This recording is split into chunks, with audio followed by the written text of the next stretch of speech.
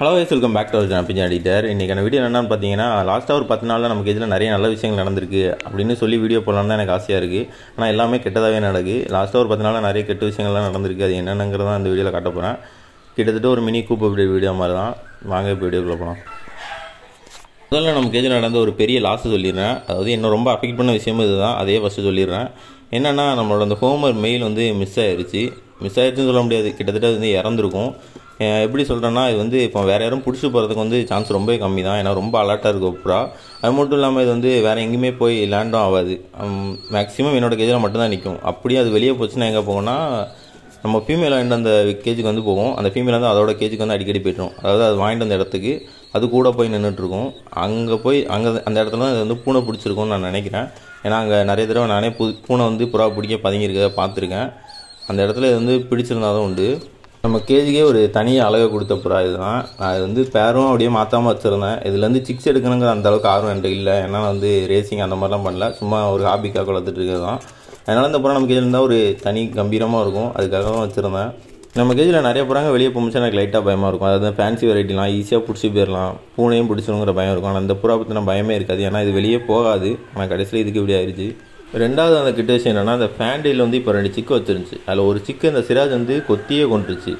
நார்மலாக என்ன நடக்கும்னா, அந்த சிக்கு வந்து அந்த சிராஜோட இடத்துக்கு போச்சு. அதாவது ஒரு புறா இடத்துக்கு இன்னொரு புறா குஞ்சு போச்சுன்னா தான் அது கொத்தும். ஆனால் இன்றைக்கி என்ன நடந்திருக்குன்னா, அதோட ட்ரெயிலே போய் இந்த சிக்கை வந்து கொண்டு போட்டுருக்கு கொத்தியே. இது ரொம்ப எரிச்சலாக இருந்துச்சு.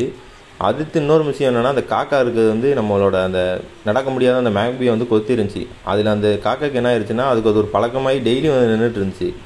நான் வந்து சும்மா கொஞ்சம் ஹைட்டாக இருக்கிறதுனால இங்கே வந்து நின்றுட்டு இருக்கேன் தான் நினச்சிட்டு இருந்தேன். ஆனால் அந்த ஃபேண்டிலோட இன்னொரு சிக்கை கேஜுக்குள்ளே போய் தூக்கிட்டு போயிடுச்சு. இந்த மாதிரி காக்காவெல்லாம் எனக்கு இது வரைக்கும் பிரச்சனையே வந்ததில்லை. இப்போ புதுசாக இது வேறு ஒன்று ஆரம்பிச்சிருக்கு. இதுக்கு மேலே இது பழக்கமாக இந்த மாதிரி ஒரு குஞ்சாக போய் தூக்கிட்டு இருக்குமான்னு தெரில. அந்த புறா குஞ்சுக்கு இன்னொரு பூனை அங்கே நின்றுட்டு இந்த காக்காட்ட வந்து சண்டை போட்டுட்டு.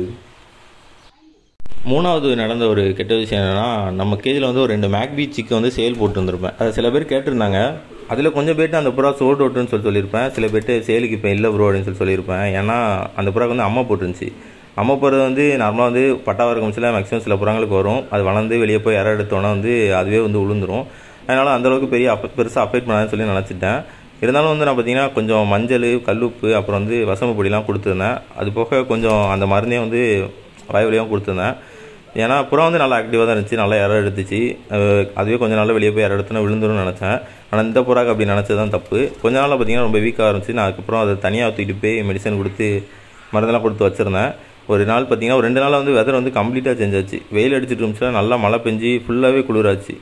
அந்த வெதர் மாறின 2 நாளில் அதோட ஹெல்த் பார்த்தீங்கன்னா அப்படியே கம்ப்ளீட்டாக சேஞ்ச் ஆகி இறந்துருச்சு ஒரு சிக்கு. நம்ம வளர்க்குற சாதா புறாங்களை கம்பேர் பண்ண பட்சத்தில் இந்த மாதிரி கொஞ்சம் ஃபேன்சி புறாங்களுக்குலாம் வந்து இம்யூனிட்டி பவர் வந்து கொஞ்சம் கம்மியாக தான் இருக்குது. லைட்டாக வெதர் மாறினாலுமே ரொம்ப சிக்காக வர மாதிரி இருக்குது. ஆனால் சாதா புறாங்கள்லாம் அப்படி இருக்காது. எவ்வளோ தான் மழை வந்தாலும் அசால்ட்டாக நின்றுட்டுருக்கும். அந்த இன்னொரு சிக்கும் அடுத்த கொஞ்ச நாள் அதுவும் இறந்துருச்சு. அப்போ தான் எனக்கு புரிஞ்சது இது வந்து அம்மையால் இறக்கல, இந்த சீசன் சேஞ்ச் ஆகிறதுல தான் இந்த 2மே இறந்துருச்சு அப்படின்னு சொல்லி தெரிஞ்சுது. திருநெல்வேலியில் இருக்கவங்களுக்கு தெரியும்னு நினைக்கிறேன் எந்த அளவுக்கு வெயில் அடிச்சுட்டு இருந்துச்சு. இப்போ ஒரு வாரமாக எப்படி இருக்குன்னு ரொம்ப சில்லுன்னு இருக்க மாதிரியே இருக்குது. அடுத்து இன்னொரு விஷயம் என்னென்னா, இது வந்து அங்கே பார்த்தா அவங்களுக்கு ரெக்கையாக இருக்க மாதிரி இருக்கும். நம்ம புறாவை தான் பூனை பிடிச்சி சாப்பிட்டுட்டு இருக்குன்னு நினச்சிட்டு இருப்பீங்க. ஆனால் அந்த ரெக்கை எதுனா, இப்போ நம்ம இதுக்கு முன்னாடி பார்த்த அந்த மேக்பி சிக்கி இறந்த வந்து நான் ஒரு மரத்துக்கு பக்கத்தில் தான் வைப்பேன். அந்த மரத்து பக்கத்தில் வச்சுருந்ததை பூனை எடுத்துகிட்டு வந்து நம்ம கேஜி பக்கத்துலேயே வச்சு சாப்பிட்ருக்கு. நான் அந்த பூனையை உங்களுக்கு அப்படியே காட்டுறேன். என்னை பார்த்தோன்னா வந்து ஓடிடுச்சு. அந்த அன்றைக்கிலாம் இந்த பூனை தான். இந்த பூனை பார்த்திங்கன்னா இதுவும் இப்போ நமக்கு வந்து கொஞ்சம் பிரச்சனை கொடுத்துட்ருக்கு. என்னென்னா, நம்ம கேஜில் இருக்க வரைக்கும் நம்ம கேஜிக்கெலாம் வந்து சாப்பிடாது. ஆனால் அங்கங்கே பதுங்கி உட்காந்துட்ருக்கு. புறா வந்து இப்போ ஒரு மாடியாக போய் நின்றுச்சுன்னா அங்கேருந்து பிடிக்கலாம்னு சொல்லிட்டு இது வரைக்கும் பிடிக்கல. பிடிக்கிறதுக்கு வாய்ப்பு இருக்குதுன்னு நினைக்கிறேன். இதுக்கும் ஏதாட்டு ஒரு வழியை பண்ணணும். இந்த பூனை எங்கே நின்றுட்டுருக்குன்னா, இப்போ நம்ம கேஜோட சைடில் அப்படியே கீழே நின்றுட்டுருக்கு.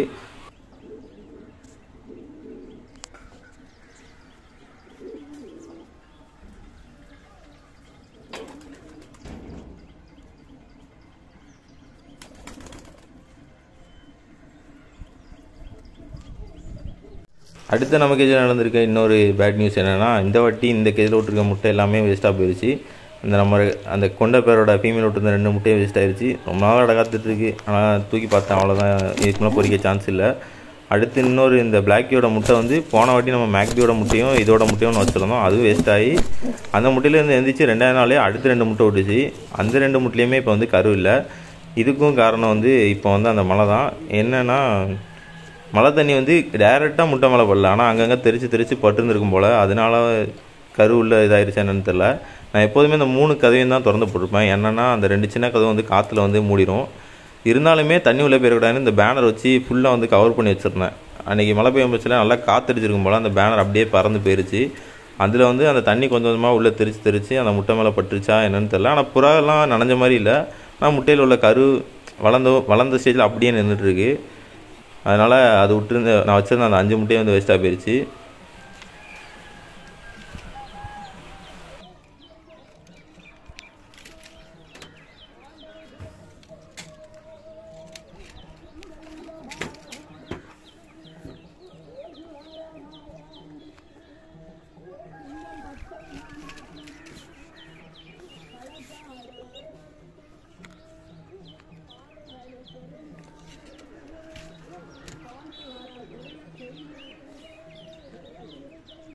கடைசியாக இது வந்து ஒரு சின்ன நல்ல விஷயம், இருந்தாலும் இது கெட்ட விஷயம் தான் சொல்லணும். என்னென்னு பார்த்தீங்கன்னா, நம்ம கிங் வந்து முட்டை விட்டுருச்சு. முட்டை விட்டையில் ஒரு முட்டை தான் விட்டுருக்கு. ஒரு வாரத்துக்கு மேலே ஆயிடுச்சு. ஆனால் அந்த ஒரு முட்டையில் கரு வந்திருக்கு. முட்டை ஓடுலாம் நல்லா சாப்பிட்டுச்சு. கால்சியம் நல்லா தான் கிடச்சிருக்கும்னு நினச்சேன். ஆனால் பார்த்தீங்கன்னா ஒரு முட்டை தான் விட்டுருக்கு. கால்சியம் மாத்திரை தான் இனிமேல் அடுத்த தடவை கொடுக்கணும்னு நினைக்கிறேன். இந்த அத்தனை விஷயமே கிட்டத்தட்ட கடந்த 10 நாளில் நடந்த விஷயங்கள் தான். அப்புறம் இதையும் ஒரு மைனஸ் தான் நான் சொல்லுவேன். என்னென்னா இந்த மேக்பி வந்து முட்டை வைக்கல, தொடர்ச்சியாக முட்டை விட்டுருந்தது, கேப் விட்டுருச்சு. அவ்வளோதான் இந்த வீடியோ பார்த்ததுக்கு நன்றி. தேங்க்ஸ் ஃபார் வாட்சிங்.